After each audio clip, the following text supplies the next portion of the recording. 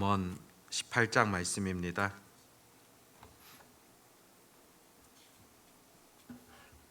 잠언 18장 1절에서 17절 말씀입니다.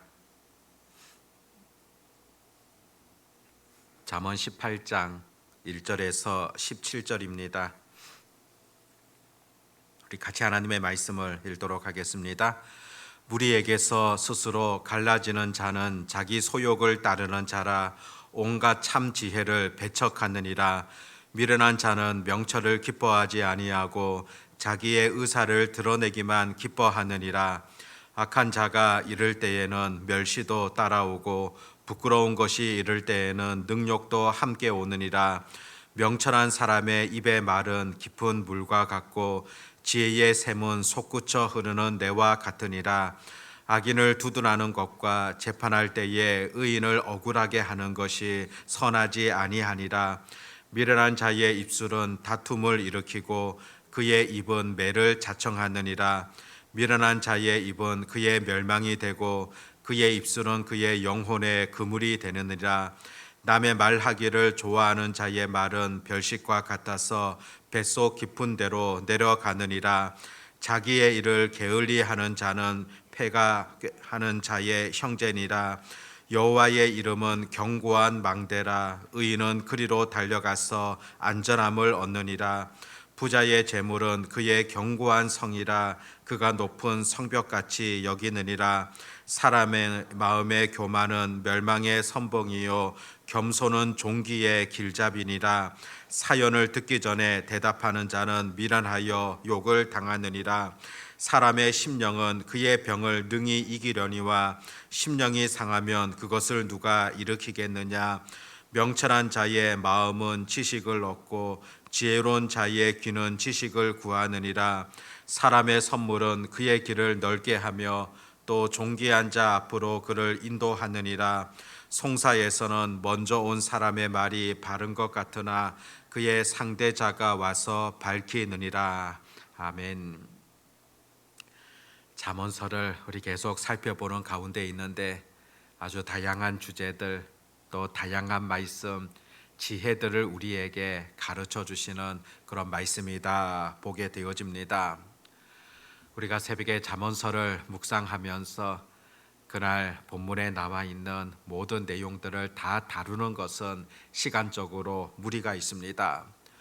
또 몇몇 부분들을 또 주로 살펴보게 되어지는데 오늘 새벽에는 이 말씀 가운데 1절 말씀을 중심으로 같이 한번 살펴보기를 원합니다.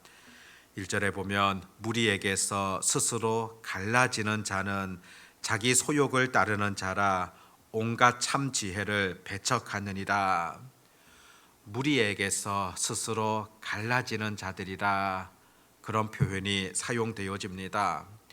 무리라는 것은 서로 함께하는 그런 사람들, 그룹, 바로 공동체라 볼 수가 있습니다. 하나님께서 모든 동물들을 만드실 때는 함께 살아가도록 하기 위한 그런 목적이다 볼 수 있습니다. 실제적으로 그 동물의 세계들도 보면은 약한 동물일수록 함께하는 것을 보게 됩니다. 무리를 지어서 그렇게 살아가는 것이 훨씬 안전하기 때문입니다. 흔히 사람도 사회적 동물이라 그런 표현을 사용하지 않습니까? 함께 살아가는 것이 모두에게 유익이 되어지며 또 더 큰 힘이 되어지는 것 분명하다 볼 수가 있습니다. 성경에서도 보면 우리 사람들에 대하여서 여러 비유적으로 표현하는 경우들이 있는데 가장 대표적인 것이 바로 양에다가 비유를 하고 있습니다.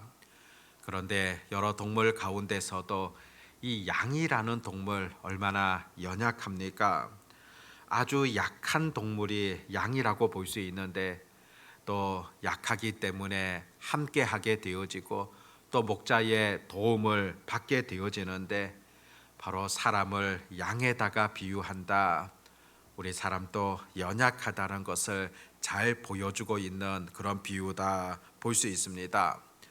베드로전서 5장 3절에도 보면은 맡은 자들에게 주장하는 자세를 하지 말고 양 무리의 본이 되라. 성도들을 가리켜서 양 무리라는 그런 표현을 사용하는 것을 보게 됩니다. 연약한 양이지만은 함께하는 그 모습, 양 무리다. 바로 그것이 성도라는 것을 성경에서 보여주고 있습니다. 무리를 다른 표현으로 흔히 공동체라 그렇게 부르기도 합니다. 그런데 그 무리 가운데서 스스로 갈라지는 자들이 있다. 그렇게 오늘 본문에서 말씀하고 있습니다.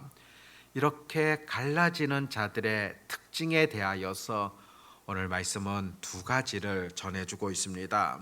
첫 번째는 그들이 소욕을 따르는 자들이다. 자신의 욕심을 따르는 자들이다. 그렇게 전해줍니다. 바로 자기의 욕심을 쫓아서 바로 그 그룹에서 무리에서 벗어난다는 것을 그렇게 지금 말씀에서 전해주고 있지 않습니까? 성경에서도 보면은 자신의 욕심으로 인하여서 그 공동체를 벗어나게 되어지는 그런 경우들을 가끔 보게 되어집니다. 구약 성경에 아간이라는 사람을 보십시오. 이스라엘 백성들이 여리고 성 그 전투에서 크게 승리하게 되고 그 다음으로 아이성을 점령하는 그런 사건이 기록이 되어집니다. 그런데 아이성 전투에서는 이스라엘 백성들이 패하게 됩니다. 그 이유가 어디에 있었습니까? 그 이스라엘 백성 공동체 가운데 아간이라는 사람이 있었는데 마땅히 하나님 앞에 드려진 것을 자기 욕심으로 인하여서 자기가 취함을 통하여서 그 공동체 전체가 큰 해를 입게 되어지는 그런 결과가 나타나게 되어졌다는 겁니다. 바로 그 한 사람의 범죄함을 통하여서 그 욕심을 통하여서 그 공동체가 패하게 되어지는 그런 일들이 벌어지게 되어집니다. 한 사람이 그 무리 가운데서 함께하지 못하고 그들이 올바른 방향으로 나아가지 못하고 한 사람이 잘못된 길을 걸어감을 통하여서 큰 화를 자초하였던 그런 경우이지 않습니까? 신약 성경에서도 예수님의 제자 가운데 가론 유다가 있지 않습니까? 그런 마음속에 있는 그 욕심으로 인하여서 예수님을 팔게 되어집니다. 그리고 그 공동체를 스스로 떠나게 되어지고 자기의 길을 가게 되어지는 그런 일들을 보게 됩니다. 그런 점에서 이 욕심이라는 것이 얼마나 무서운가. 바로 무리를 떠나게 되어지고 공동체를 떠나게 되어지고 또 공동체를 무시하게 되어지는 것, 바로 사람들 속에 있는 욕심, 소욕이다 보게 됩니다.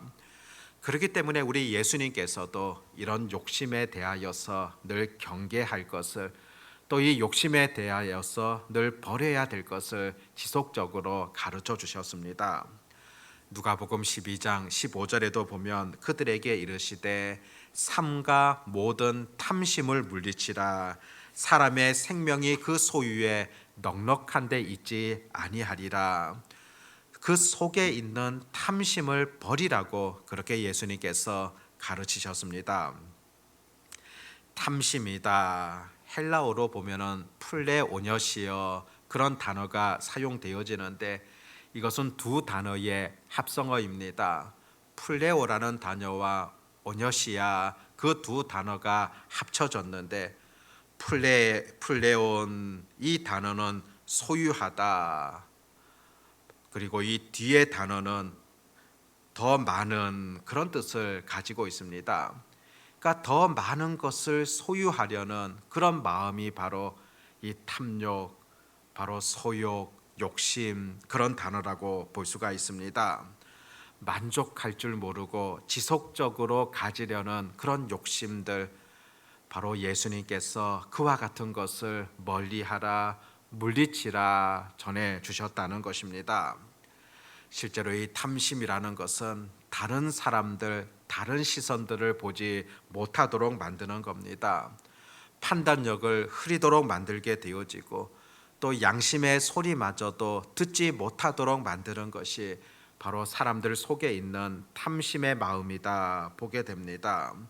그러다 보니 분별력을 잃어버리게 됩니다. 그것만이 관심사가 되어지고 오직 그것만을 쫓아간다는 그런 악한 부분들을 살펴볼 수 있다는 겁니다. 갈라디아서 5장 24절에도 보면 그리스도 예수의 사람들은 육체와 함께 그 정욕과 탐심을 십자가에 못 박았느니라. 정욕과 탐심을 십자가에 못 박았다는 그런 표현들을 보게 됩니다. 사실 이것은 결코 쉬운 일이 아니기 때문에 십자가에 못 박는다는 그런 표현이 사용되어집니다. 사실상 십자가라는 것은 철저한 고통의 산물이지 않습니까? 그 정도로 때로는 고통스럽게 그것을 십자가에 못 박게 되어지는 그런 결단, 용기 필요하다는 것입니다. 그런데 바로 그 결과가 영생이라는 기쁨이라는 그런 말씀을 성경에서는 들려주고 있습니다. 내 속에서도 정욕, 탐심 이와 같은 것들이 활동하지 못하도록 그와 같은 욕심이 생겨나지 아니하도록 늘 우리가 십자가에 못 박게 되어지는 그런 결단들이 필요하다는 것을 가르쳐주고 있습니다. 이렇듯 그 무리를 스스로 갈라지도록 만드는 이 소욕 늘 우리가 버릴 수 있도록 하나님 앞에 기도하며 노력해야 된다는 겁니다. 그뿐만이 아니라 오늘 1절에 보면 스스로 갈라지는 자는 온갖 참 지혜를 배척한다. 또 그와 같이 기록하고 있습니다. 온갖 참 지혜를 배척한다는 말은 자기 주장만 내세우고 다른 사람의 어떤 의견들, 생각들은 전혀 들으려고 하지 아니한다. 그런 의미를 가지고 있습니다. 지혜로운 말로 권고할 때도 듣지 아니하고 오로지 자기 주장만 앞세우는 자, 그가 바로 참 지혜를 배척하는 자다 표현할 수가 있습니다. 우리가 잠언서 말씀을 묵상하다 보면은 그 중에 눈에 띄는 것이 너희들은 지혜롭게 말해야 된다. 그런 표현들을 종종 보게 됩니다. 4절에도 보면 명철한 사람의 입의 말은 깊은 물과 같고 지혜의 샘은 솟구쳐 흐르는 내와 같느니라. 즉 지혜롭게 말해야 된다는 것을 보여주고 있는 또 다른 표현입니다. 그런데 잠언서 말씀은 그것뿐만이 아니라 지혜롭게 말해야 된다는 것뿐만이 아니라 또 지혜로운 말씀을 잘 들어야 된다는 그런 가르침을 곳곳에서 주고 있습니다. 그런데 스스로 갈라지는 자는 지혜의 말씀을 들으려고 하지 않습니다. 자기 생각만 앞세우게 되어지고 하나님의 말씀임에도 불구하고 그 말씀에 주목하지 않는다는 것입니다. 실제적으로 신앙 공동체의 여러 유익들, 성도들이 함께하며 교제함에 대한 여러 유익들을 들음에도 불구하고 오로지 자기 생각만 쫓아가는 겁니다. 들으려고 하지 않는다는 겁니다. 그리고 그 공동체를 벗어난다는 겁니다. 그런 지혜로운 자가 아니라 미련한 자라는 것을 우리 잠언서를 통하여서 가르쳐 줍니다. 교회라는 곳 혼자 무엇인가 이루려는 것 아니라 함께 모이는 것이 바로 교회라고 볼 수 있고 함께 모이는 그곳 가운데 하나님께서 놀라운 약속과 은혜를 부어주심을 오늘도 우리에게 가르쳐주고 있습니다. 함께 신앙생활 한다는 것, 이것이 바로 신앙적으로 큰 유익이 되어진다는 것을 가르쳐줍니다. 내 속에 있는 그 욕심으로 인하여서 그 무리 가운데서 스스로 갈라서지 마시기를 바라고요. 또 자기 주장만 앞세움을 통하여서 자기 고집만을 앞세움을 통하여서 그 공동체를 벗어나는 그런 행동들은 하지 말아야 된다는 것입니다.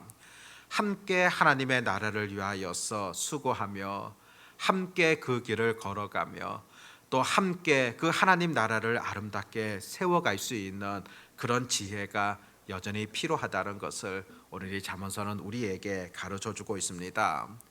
그리스도인들의 공동체 속에서 선한 영향력들 마음껏 발휘하시기를 바라고 또 그런 가운데 함께 자라갈 수 있는 그런 은혜가 오늘도 우리 가운데 온전히 있어지시기를 바랍니다. 기도하겠습니다. 아버지 하나님, 잠언서 말씀을 통하여서 여러 지혜의 말씀들을 하나님 우리에게 가르쳐 주시는 것을 듣게 되어집니다.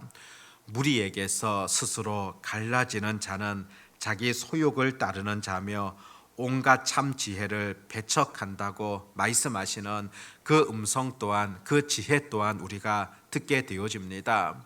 하나님께서 우리들을 함께 불러주셨고 또 공동체로 부르셨으며 한 교회에서 또 하나님을 섬길 수 있는 은혜를 베풀어 주심에 감사를 드립니다.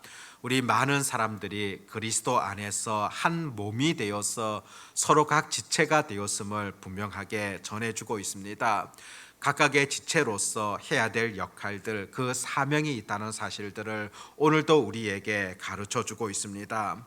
아버지 하나님, 자신이 갖고 있는 그 욕심으로 인하여서 그 공동체를 벗어나지 아니하도록 도와주시고 또 자기 주장만을 앞세우는 가운데 분명한 하나님의 말씀을 듣지 아니함을 통하여서 그 무리를 벗어나게 되어지는 그런 결과를 초래하지 아니하도록 하나님 저희들을 권고하시고 인도해 주시기를 소망합니다. 공동체 속에서 하나님의 더 큰 사랑 체험케 하여 주시옵고 늘 선한 영향력들을 주고받는 가운데 함께 세워져 가며 함께 자라갈 수 있는 그런 우리 교회가 되게 해 주시기를 소망합니다. 오늘도 이렇게 주님 앞에 모여 기도할 수 있도록 인도하심을 감사를 드립니다. 전능하신 하나님의 능력을 의지하며 기도할 때 예비하신 풍성한 은혜들을 체험케 하여 주시옵시고 또 우리가 생각할 수 없었던 그런 길들도 열려지게 되어지는 그런 결과를 맛볼 수 있도록 도와주시기를 간절히 소망합니다. 오늘도 기도하는 자들에게 약속하셨던 풍성한 은혜를 더하여 주시옵고 오늘도 말씀으로 살아가는 자들 가운데 또 예비하셨던 하나님의 풍성한 은혜들을 삶 가운데 온전히 부어주시기를 소망합니다. 전능하신 우리 주님만을 온전히 의지하오며 예수님의 이름으로 기도드립니다. 아멘.